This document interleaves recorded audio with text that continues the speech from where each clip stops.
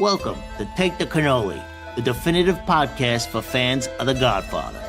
You give us 22 minutes, we'll give you everything you ever wanted to know about The Godfather movies, the characters, the quotes, and why we're still talking about this stuff 50 years later. Now here's your host, Godfatherologist, Lou Bortone.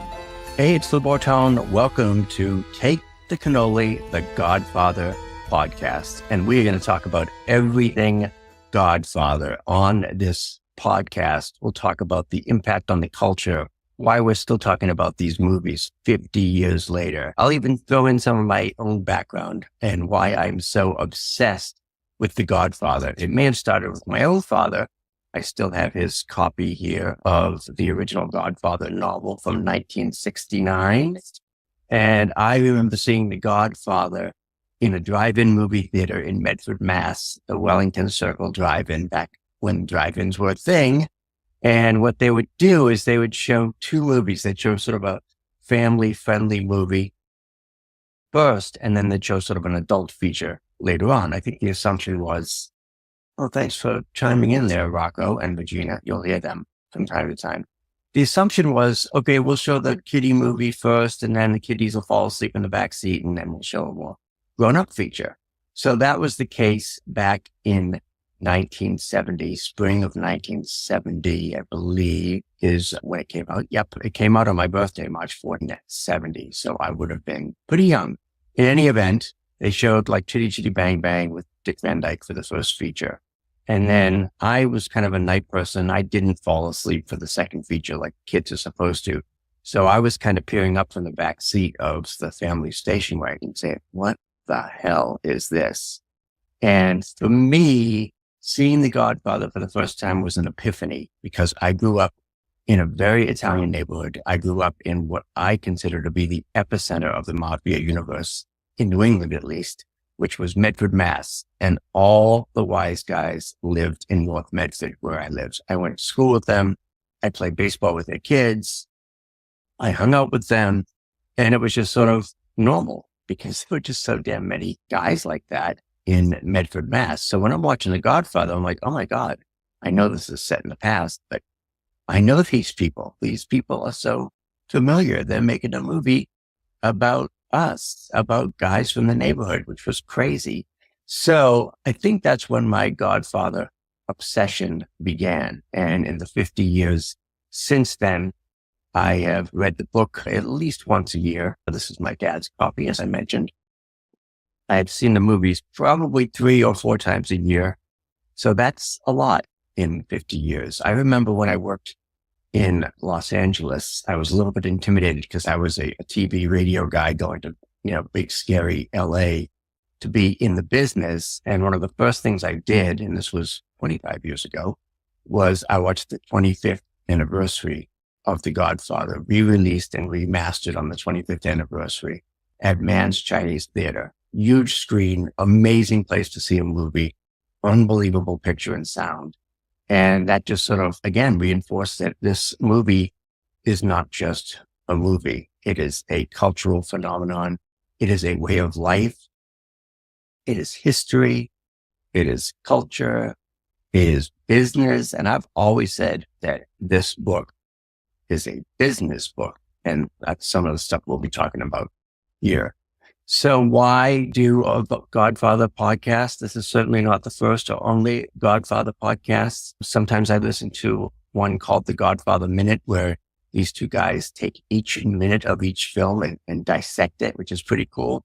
So we'll do a little of that, but really going to focus more on the big picture of The Godfather, the business lessons, the management secrets, the ins and outs, the characters. So we're going to go deep. We're going to go well into all this cool Godfather stuff. And I'll tell you not only about my experience with it, but we'll have guests on from time to time. We'll talk about their experience with the trilogy. And again, I just watched the movies. They show them on the AMC cable network all the time. So I've been picking up bits and pieces again. I recently, and I love doing this, I had a friend who was not born in America. And she was born in Latvia. She lives in Italy now, ironically. And she wanted to see The Godfather because she had never seen it before. So, of course, I found it and, queued it up. And it was kind of cool. And I'll tell you later on about her reactions to seeing The Godfather for the first time. So there's so much to unpack. We're going to do this once a week because there is, again, tons and tons of stuff to go into here. And not only the quotes, but just everything about the Godfather effect. Smithsonian Magazine actually calls it the Godfather effect. And there's a book by the same title, which I'm reviewing as well. And I'll share some of that with you too. But it's really more about the incredible impact that this film, or the 3 films in the novel, have had over the last 50 years. One of the things that's really interesting is not just the staying power, but just the fact that it's so much become part of the culture. And some people will quote the movie and not even realize they're quoting a movie. One of the things about the impact of The Godfather was that they're still talking about it. We're still talking about it 50 years later. They're still making specials about it. This year was the 50th anniversary of the first film. So you may have seen that Paramount owns the rights to Godfather. They did a mini-series called The Offer, which was about the making of The Godfather. And it was a little cheesy at first, but I kind of got into it. I think it was like 8 or 10 episodes, all about the making of The Godfather. It was called The Offer. It talks a lot about Robert Evans, who was running the studio at that point, Buddy, who was the producer of the movie, played by, who is that guy? Oh, shoot, Miles Teller. Yeah. And it was pretty good once you got into it. And it really talked about the making of the movie, which in itself could be a movie because it was so wrought with drama and just problems all the time. It's an absolute miracle that film ever got made and finished. Francis Ford Coppola was basically in danger of being fired for half the movie. When at the studio hated Al Pacino, they were going to kick him out of the movie before it was too late, until that scene with Sollozzo and the police officer McCluskey in the diner. That was when he finally cemented.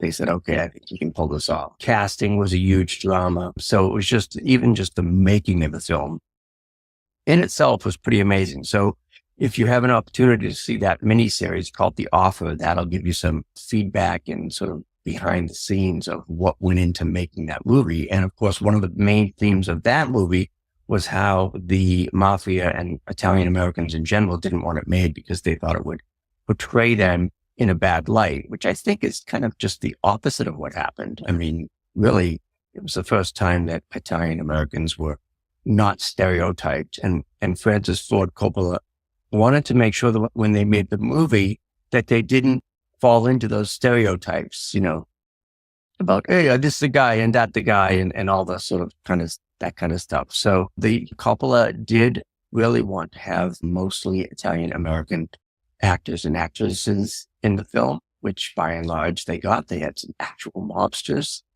people who had been involved. Carlo, Johnny Russo, I think his name is, who played Carlo, had some loose tie. The actor who played Luca Brasi certainly had some ties to the mob. But in any event, it was very, very authentic. And it was really the first time that Italian Americans had been shown in that light. And again, not just the mafia stuff, but the actual details of family and the dinners and the interactions and the mannerisms. So it was pretty brilliant in that regard as well. And I think that's one of the reasons why it had such an impact on me at a very young age, having grown up in, the mob capital of New England, Medford, Mass, where, guys going away was not an unusual thing at all. The guy across the street from me, I won't mention his name, but one day he just didn't come home from work, and that was that. He never came back. Apparently, I asked my parents what happened to the guy across the street, and they said he moved to Florida. So eventually I realized that moved to Florida was just code for he ratted somebody out and got whacked. So I grew up with the Angelos. The Patriarchs were Rhode Island, but they were always involved as well.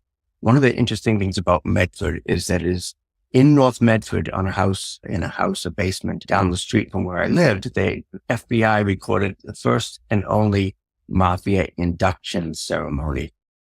It's the only time the FBI ever got one of these on tape, and it happened in Medford, Mass, right down the street from me. So it was just, it was kind of just a constant thing that was just around, and nobody got too much of it. I also remember my mom used to take us to a restaurant in Medford Square called the Pewter Pot, which was just a little kind of cafe pub thingy. And at one point she stopped taking us there, and I'm like, what's up with, why can't we go to the Pewter Pot? And what I found out was that she wouldn't take us there because a guy, a mobster named Al Notarangelli, was whacked there in broad daylight in a restaurant, which didn't happen that often. And she didn't want to take us someplace where there was, somebody got whacked in broad daylight by somebody from the Angulo crew. So it was constantly around. It was just kind of one of those things that you took for granted. And it certainly shaped my view of The Godfather for sure. So we're going to be talking about all kinds of cool stuff from both Mario Puzo's novel in 1969 and, of course, the trilogy, first movie in 1970 and Godfather 2 in 1972. And I look forward to talking about that stuff with you. If you have something to say or add or your perspective about the films, I'd love to hear it. We're going to open this up to questions and calls and guests. And we're just going to have an interesting, fun time talking everything Godfather. I look forward to having you join us every week. Some of the episodes, I don't think they'll ever be longer than 20 minutes. That's what I'm shooting for. If we have a guest on it, maybe a little bit more than that. But hey, this is for you too. Anyone who loves The Godfather, the movies, the trilogy, the tradition, you're welcome to join us as we do this video podcast every week for as long as we want. All about all things Godfather. We're calling it Take the Cannoli, from the infamous line, leave the gun, take the cannoli, which actor Richard Castellano, what's his name? Castellano. I can't pronounce his last name. I really should be able to. Castellano. Anyway, the actor that played Pete Clemenza apparently ad-libbed that line. And, maybe the most famous line in the movie, other than, I'm going to make it up, they can't refuse. So we're going to dig deep into everything from the making of to the impact on culture to what I talk about most, and I have a keynote about, called Loyalty is the New Currency. So we'll be talking a lot about loyalty and about how you can use the ideas, not just from The Godfather, but all the way back to the Mafia Code in Naples and Sicily, to be better at business, to build brand loyalty, to build customer loyalty. And it all makes sense as we unpack it. So I hope you can join us each week wherever you listen to podcasts. And I look forward to hearing your perspective. Bye for now. Thanks for listening to Take the Cannoli, the Godfather podcast with Lou Bortone. Join us again next time if you know what's good for you. Capiche?